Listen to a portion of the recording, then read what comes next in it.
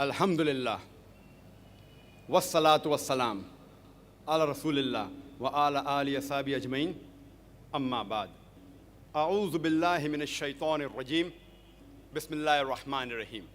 Kul, ya ahlal kitab, ta'alaw ila qalmatin sawa'in bainana bainakum, alla na'budu illallah, wa la nushrika bihi shay'an, wa la yattakhidha ba'duna ba'dan arbaban min dunillah, fa in tawallaw, faqulu ashhadu bi anna muslimun. Rabbi shrah li sadri wa yassir li amri wahlul 'uqdatam min lisani yafqahu qawli. My respected elders and my dear brothers and sisters, I welcome all of you with the Islamic greetings. Assalamu alaikum wa rahmatullahi wa barakatuh. May peace, mercy and blessings of Allah subhanahu wa ta'ala, of Almighty God, be on all of you. The topic of this evening's talk is similarities between Hinduism and Islam. I started my talk by quoting a verse from the glorious Quran, from Surah Al-Imran, chapter number 3, verse number 64, which says, Kul, ya ahlal kitab, say, O people of the book, ta'alaw ila qalmatin sawa'in bainana bainakum, come to common terms as between us and you. Which is the first term? Allah na'budu illallah, that we worship none but one Almighty God. Wala nushrika bihi shay'an, that we associate no partners with Him. Wala yattakhidha ba'duna ba'dan arbaban min dunillah, that we erect not among ourselves lords and patrons other than Allah. Fa in tawallaw, if then they turn back, faqulu ashhadu, say ye bear witness, bi anna muslimun, that we are Muslims bowing our will to Allah subhanahu wa ta'ala. This verse, though it specifically refers to the Ahl Kitab, to the Jews and Christians, in general, it can be used for people of different faiths. And according to me, it is the best verse that can be used while speaking with different kinds of people. It says, Ta'alaw ila qalmatin sawa'in bainana bainakum, come to common terms as between us and you. Which is the first term? Allah na'budu illallah, that we worship none but one Almighty God. Wala nushrika bihi shay'an, that we associate no partners with Him. Wala yattakhidha ba'duna ba'dan arbaban min dunillah, that we erect not among ourselves lords and patrons other than one Almighty God. It is not appropriate to try and understand a particular religion by trying to observe the followers of that religion. Because many a times, the followers, they themselves are not aware about the teaching of their religion. Therefore, the best and the most appropriate method of trying to understand any religion is to try to understand the authentic sources of that religion, the authentic scriptures of that religion. If you have to understand Hinduism, you have to try and understand the sacred scriptures of Hinduism. The most sacred are the Vedas. And the shlokas were recited from these scriptures. That is supplemented by the Upanishads, by the Itihas, Ramayana, Mahabharata, Bhagavad Gita, by the Puranas, Manusmriti, etc. But the most sacred are the Vedas amongst all the Hindu scriptures. So if you have to understand Hinduism, you have to try and understand the sacred scriptures of Hinduism. Similarly, in Islam, the most sacred scripture is the glorious Quran, which is the last and final revelation of Allah subhanahu wa ta'ala, of Almighty God, which was revealed to the last and final messenger, Prophet Muhammad, peace be upon him. It is supplemented with the authentic hadith, the sayings and the traditions of Prophet Muhammad, peace be upon him. So if you have to understand Islam, you have to try and understand the glorious Quran and the authentic hadith of the Prophet. Let's understand the definition of the word Hindu. Hindu is a geographical definition which refers to the people living beyond the river Sindhu, or the people living in the land watered by river Indus. According to historians, this word Hindu was first used by the Persians when they came to India through the northwestern passes of Himalaya. It was also used by the Arabs. According to the Encyclopedia of Religion and Ethics, it is mentioned in volume number 6, reference number 690, that the word Hindu is not found in any of the Indian literatures or scriptures before the advent of the Muslims to India. And according to Pandit Jawaharlal Nehru, who wrote the book Discovery of India, on page number 74 and 75 he writes that the earliest occurrence of this word Hindu can be traced to a tantric of 8th century CE. Means the first time the word Hindu was used was in the 8th century in the Christian era in a tantric, in a scripture. And it was used to describe the people. It was never used for describing the followers of a particular religion. Its relationship to religion is of late occurrence. The word Hinduism is derived from the word Hindu, and it was first time used by the Englishmen, by the Westerners, by the Britishers to describe a group of beliefs and faiths of the people of India. According to the new Encyclopedia Britannica, volume number 20, reference number 581, it says that the word Hinduism was first used by the British writers in the year 1830 to describe the religion and the beliefs of the people of India. Since the word Hinduism was first coined by the Englishman, it's an English word. Today, the Hindu scholars, they object and they say that Hinduism is a misnomer. The right word for the religion should be Sanatan Dharam, that is eternal religion, or Vedic Dharma, that is the religion of the Vedas. And according to Swami Vivekananda, Hinduism is a misnomer.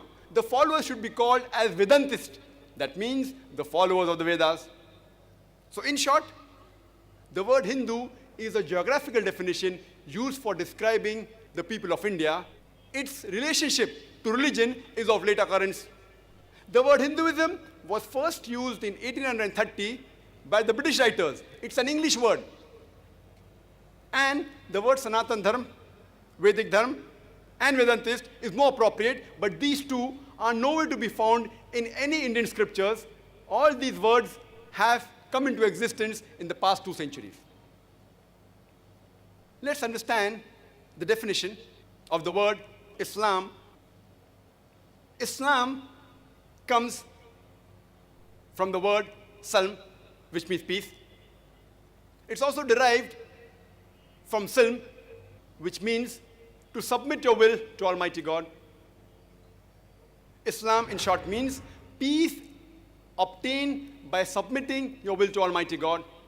And anyone who submits his will to Almighty God, he is called as a Muslim. This word, Islam, occurs in various places in the Quran, as well as authentic hadith of Prophet Muhammad ﷺ, including the word Islam occurs in Surah Baqarah, chapter number 2, verse number 208. And the word Muslim occurs in several places in the Quran and the Hadith, including Surah Al-Imran, chapter 3, verse 64. There's a misconception that Islam is a new religion, which came into existence 1400 years back. And Prophet Muhammad, peace be upon him, he was the founder of this religion of Islam. In fact, Islam is there since time immemorial, since man set foot on this earth. And Prophet Muhammad, peace be upon him, is not the founder of this religion, but he is the last and final messenger of Almighty God, to whom was revealed the last and final message, the glorious Quran, 1400 years back. In this talk of mine today, I will not be speaking about those similarities between Hinduism and Islam, which is commonly known by most of the followers of both of these religions.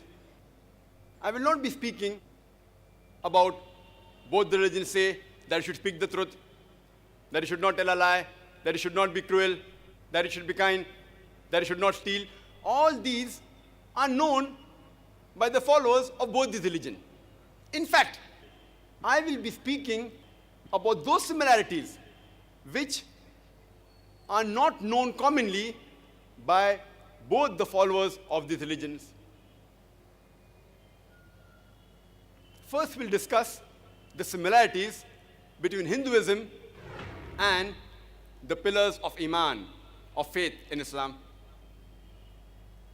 Allah says in the Quran, in Surah Baqarah, chapter number 2, verse number 177, Allah says that it is not righteousness that you turn your face to the east or west, but it is righteousness that you believe in Allah, you believe in the last day, that you believe in His angels, His books, and His messengers. There's a hadith which is mentioned in Sahih Muslim, volume number 1, in the book of Iman, chapter number 2, hadith number 6. A person approaches the Prophet and asks him, what is Iman? And the Prophet replies, Iman is believing in Allah, in God, in His angels, His books, His meeting, His messengers, in the resurrection, that's life after death, and in Qadar, that is destiny. So basically, there are 6 pillars of Iman in Islam. The first is believing in God. Second is believing in His angels. Third is believing in His books. Fourth is believing in His messengers. Fifth is believing in resurrection, that is hereafter, that is life after death. And sixth is believing in Qadar, that is destiny. First, we'll discuss what Hinduism has to say about the first pillar, concept of God. If you ask a common Hindu that how many gods does he believe in, some may say 3, some may say 10, some may say 100, some may say 1,000, while others will say 33 crores, 330 million. But if you ask this question to a learned Hindu who's well versed with the scriptures, he will tell you that the Hindus should actually believe and worship only one Almighty God. But the common Hindu, he believes in a philosophy known as pantheism. The common Hindu believes that everything is God. The tree is God, the sun is God, the moon is God, the human being is God, the snake is God. What we Muslims believe, that everything is God's, G-O-D with an apostrophe S. Everything belongs to God.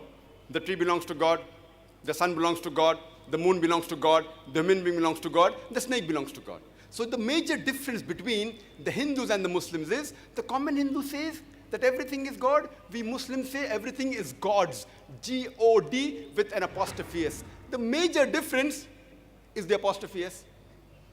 If we can solve this difference of apostrophe S, the Hindus and the Muslims will be united. How do we do it? As the Quran says, "Ta'alaw ila kalmatin sawa'in bainana bainakum." Come to common terms as between us and you. Which is the first term? Allah na'budu illallah, that we believe in only one Almighty God. Let us try and understand what the Hindu scriptures have to say about Almighty God. It is mentioned in the Chandogya Upanishad, chapter number 6, section number 2, verse number 1. It says, Ikkam evidityam. It's a Sanskrit quotation, which means God is only one, without a second. It is mentioned in the Shetashvatara Upanishad, chapter number 6, verse number 9. Nachasya kasij janita na chadipa. Of him, there are no parents. He has got no lords. Almighty God has got no mother. He has got no father. He has got no master. He has got no superior. It's mentioned in the Shetashvatara Upanishad, chapter number 4, verse number 19. Na tasya pratima asti. Of him, there is no likeness. It's further mentioned in the Shetashvatara Upanishad, chapter number 4, verse number 20, that his form cannot be seen. No one can see him with the eyes. Amongst all the Hindu scriptures, the most widely read and the most popular is the Bhagavad Gita. It's mentioned in Bhagavad Gita, chapter number 7, verse number 20. All those whose intelligence has been stolen by material desires, they worship demigods. Which means all materialistic people, they worship demigods. That is the false gods besides the one true Almighty God. It's further mentioned in Bhagavad Gita, chapter number 10, verse number 3, that he who knows me as the unborn, the beginningless, the supreme Lord of all the worlds. Amongst the Hindu scriptures, the most sacred are the Vedas. It's mentioned in the Yajurved, chapter number 32, verse number 3. Na tasya pratima asti. Of him there are no images. Almighty God has got no images.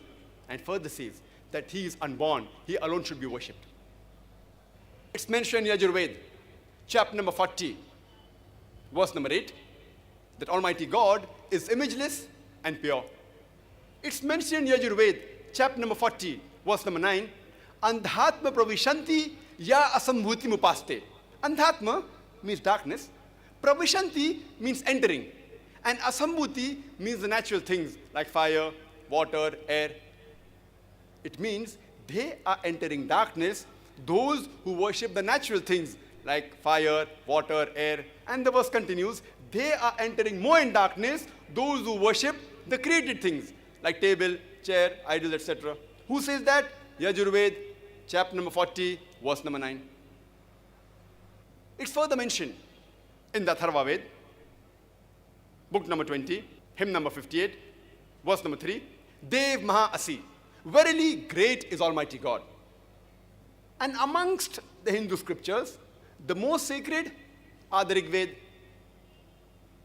It is mentioned in Rig Veda,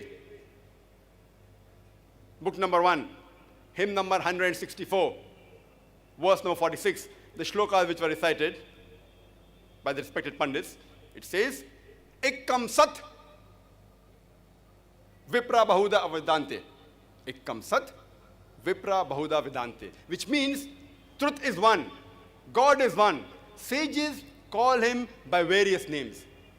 And the same message repeated in Rig Veda, book number 10, hymn number 114, verse number 5, that God is one, but sages call him by a variety of names.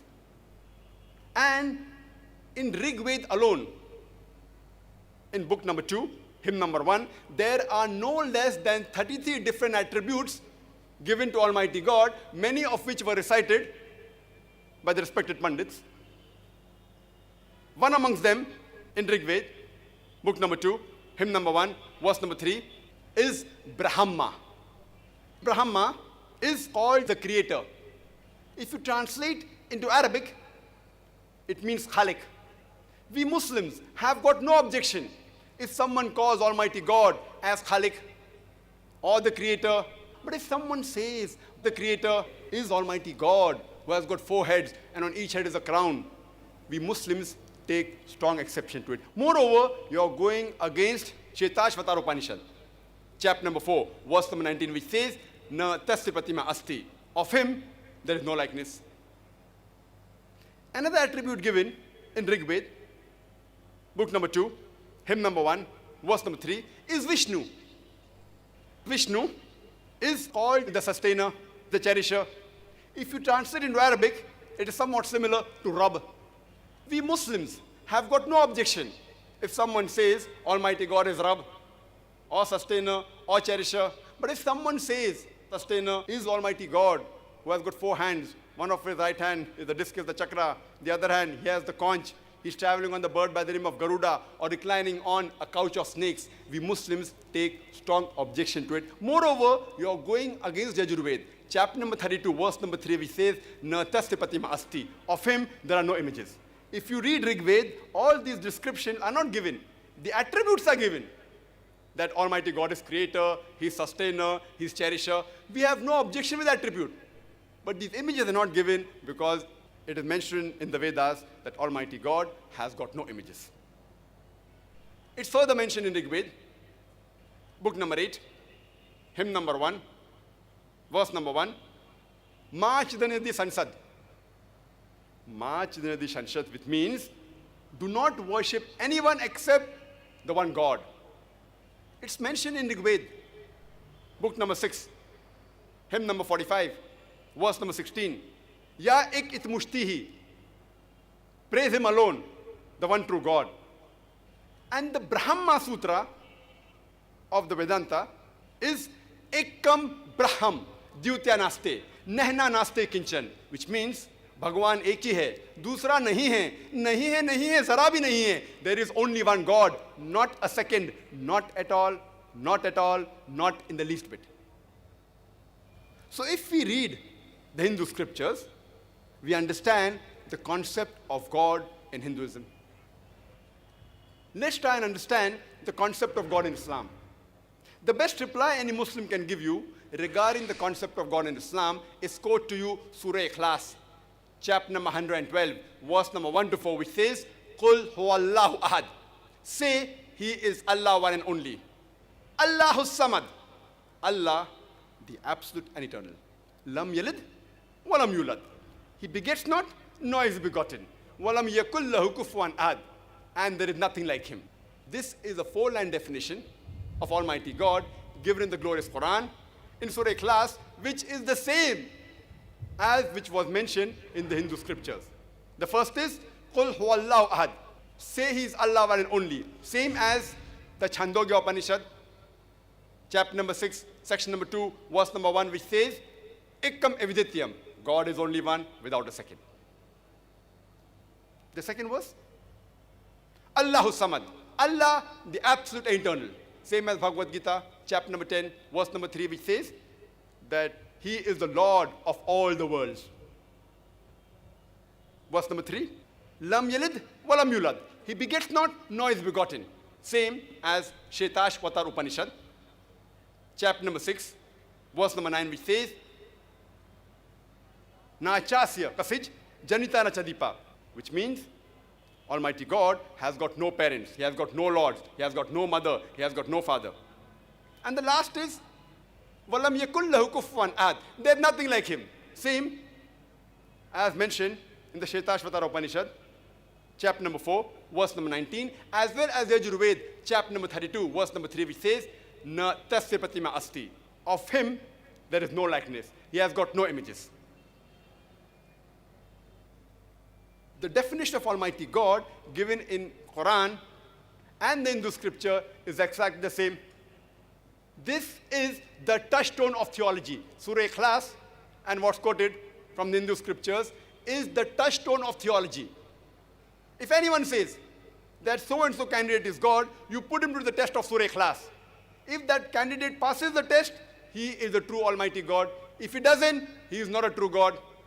For example, some people say that Bhagwan Rajneesh, he is Almighty God. There was a Hindu brother of ours, during question answer time, once he said that we Hindus don't agree Bhagwan Rajneesh is God. I know that. I never said that Hindus say Bhagwan Rajneesh is God. I said some people say that Bhagwan Rajneesh is God. I've read the Hindu scriptures. Nowhere do the Hindu scriptures say that Bhagwan Rajneesh is God. But there are many people who have converted from different religions and now they say that Bhagwan Rajneesh is God. Let us put Bhagwan Rajneesh to the test of Surah Ikhlas and the test of the Hindu scriptures. The first is, Qul huwallahu ahad. Say it's Allah one and only. Ekkam evidityam. There's only one God without a second. Is Rajneesh one and only? Is he the only man who has claimed divinity? There are many who have claimed divinity, especially in this country of ours. There are thousands of men who have claimed divinity. He's not the only one. But a Rajneesh Bhakt will say, no, he's unique, he's the only one. Let's go to the next test. Allahu Samad. Allah, the absolute and eternal. Was Rajneesh absolute and eternal? We know from his biography that he was suffering from asthma, from diabetes, from chronic backache. Imagine Almighty God suffering from asthma, from diabetes, from chronic backache. Third test is, Lam yalid, walam yulad. He begets not, nor is begotten. Same in the Shetashvatar Upanishad, chapter number 6, verse number 9. Na chasya kasij janita na chadipa. Of him, there are no parents, no mother, no father. We know Rajneesh had a father and mother. He was born in the state of Madhya Pradesh. In 1981, he goes to America and takes thousands of Americans for a ride. And in the state of Oregon, he starts his town known as Rajneeshpuram. Later on, the American government, they arrest him and they put him behind bars. And he claims that the American government gave me slow poisoning in the jail.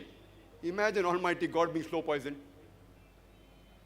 And later on in 1985, the American government, they kick him out of the country. He comes back to India, and in the city of Pune, he restarts his center, which is today known as the Osho Commune.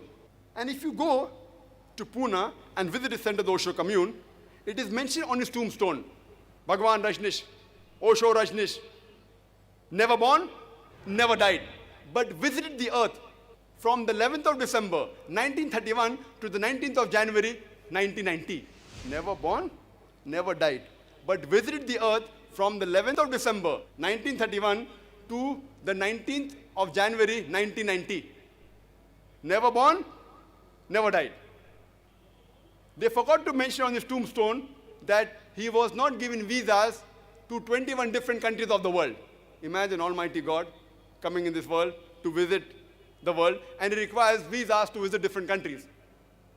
And the Archbishop of Greece said, if you don't remove Rajneesh out of this country, we'll burn his house and the house of his disciples. And the last test, وَلَمْ يَكُلْ لَهُ كُفُوًا أَحَدٌ, there's nothing like him, is so stringent that no one besides the true Almighty God can pass. The moment you can compare God to anyone in this world, in this universe, he is not God. وَلَمْ يَكُلْ لَهُ كُفُوًا أَحَدٌ. We know Rajneesh. He was a human being like us, had 2 eyes, 1 nose, 2 hands, 2 legs, had a white beard. The moment you can compare God to anything in this world, he is not God. وَلَمْ يَكُلْ لَهُ كُفُوًا أَحَدٌ. For example, if someone says that Almighty God is 1,000 times stronger than Arnold Schwarzenegger. You might have heard the name of Arnold Schwarzenegger, the person who got the title Mr. Universe, Mr. World, the strongest man in the world, the strongest man in the universe. If someone says that Almighty God is 1,000 times stronger than Arnold Schwarzenegger, the moment you can compare God to anyone, whether it be Arnold Schwarzenegger, whether it be Dara Singh, or whether it be King Kong, whether it be 1,000 times or whether it be 1,000,000 times, the moment you can compare God to anything in this world, he is not God. وَلَمْ يَكُلْ لَهُ كُفُوًا أَحَدٌ. There's nothing like him. My request is to my dear brothers and sisters, whichever God you're worshipping, put them to the test of Surya class and the test of the Hindu scriptures. If they pass the test, they are true Almighty God. If they fail, they are not. Otherwise, Allah subhanahu wa ta'ala says in the Quran, in Surah Isra, chapter number 17, verse number 110, the ayat which was recited by the Qari, قُلِ ذُو اللَّهِ أَوِدُ الرَّحْمَانِ أَيَّمَا تَدُوا فَلَهُ الْأَسْمَاءُ الْحُسْنَى. Say call upon him by Allah or by Rahman. By whichever name you call upon him, to him belongs the most beautiful name. You can call Allah subhanahu wa ta'ala by any name, but it should be a beautiful name. It should not conjure up a mental picture. And there are no less than 99 different attributes given to Almighty God in the glorious Quran. Ar-Rahman, Ar-Rahim, Al-Hakim, most gracious, most merciful, most wise, no less than 99. And the crowning one is Allah. Why do we Muslims prefer calling Allah by the Arabic word Allah instead of the English word God? Because a person cannot play mischief with the Arabic word Allah as you can do with the English word God. For example, if you add S to God, it becomes gods. That's plural of God. There's nothing like plural Allah. Kul huwallahu ahad. Say he's Allah one and only. If you add D-E-S-S to God, it becomes goddess, meaning a female God. There's nothing like male Allah or female Allah. Allah has got no gender. He is unique. If you add father to God, it becomes Godfather. He's my Godfather. He's my guardian. There's nothing like Allah Father or Allah Abba in Islam. If you add mother to God, it becomes Godmother. There's nothing like Allah Ammi or Allah Mother in Islam. Allah is a unique word. If you add tin before God, it becomes tin God, meaning fake God. There's nothing like tin Allah in Islam. That's the reason we Muslims, we prefer calling Allah by the Arabic word Allah instead of the English word God. But if there are some Muslims who, while speaking with the non-Muslims about Allah subhanahu wa ta'ala, these non-Muslims may not know the concept of Allah, so if they use the word God instead of Allah, like how I'm doing today, there's no problem. But I'd like to remind that God is not the appropriate translation of the Arabic word Allah. And this word Allah is mentioned in all the sacred scriptures of the major world religion, including Hinduism. It's mentioned in Rig Veda, book number 2, hymn number 1, verse number 11. He's referred as Ilah, or Allah, meaning God. Allah subhanahu wa ta'ala is also mentioned by name in Rig Veda, book number 3, hymn number 30, verse number 10, as well as Rig Veda, book number 9, hymn number 67, verse number 30. He has been mentioned by name as Allah in several verses of the Vedas. Let's try and understand the second pillar of Iman, that is the angels. As far as Hinduism is concerned, there is no particular concept of angels in Hinduism, but Hinduism, they have certain superhuman beings which do work which a normal human being can't do. In Islam, angels are created by Allah subhanahu wa ta'ala, Almighty God. And they are created from light. They do not have a free will of their own. They obey all the commandments of Allah subhanahu wa ta'ala. And they have been appointed certain duties. For example, Archangel Gabriel, he has been appointed to get the revelations from Allah subhanahu wa ta'ala to the messengers of Almighty God. Let's discuss the third pillar of Iman, that is the books. First, we'll discuss the books in Hinduism. The books in Hinduism are divided into two broad categories, the Shrutis and the Smritis. The Shruti means something which is revealed, which is heard, which is perceived, which is understood. The Shrutis, by the Hindu scholars, they are considered to be of divine origin, to be the word of God. And they are the most superior. They are divided into the Vedas and the Upanishads. The word Veda is derived from Sanskrit word Vid, which means knowledge. So Vedas means knowledge par excellence. These are the holy Vedas, the most sacred. And there are principally 4 Vedas. We have the Rig Veda, which deals with the songs of praises. We have the Yajur Veda, which deals with the sacrifices formulas. We have the Sam Veda, which deals with melody. And the Atharva Veda, which deals with magical formulas. Vedas are the most authentic and the most sacred among the Hindu scriptures. And these Vedas, the exact date when they were written or when they were revealed is not known. According to Swami Dayananda Saraswati of Arya Samaj, he says that the Vedas are 1,310 million years old. But according to the majority of the scholars, they say that the Vedas are approximately 4,000 years old. The exact date is not known. To whom it was revealed or who compiled it is not known. Where it came into existence the first time in the world, it's not known. But yet, the Vedas are considered to be of divine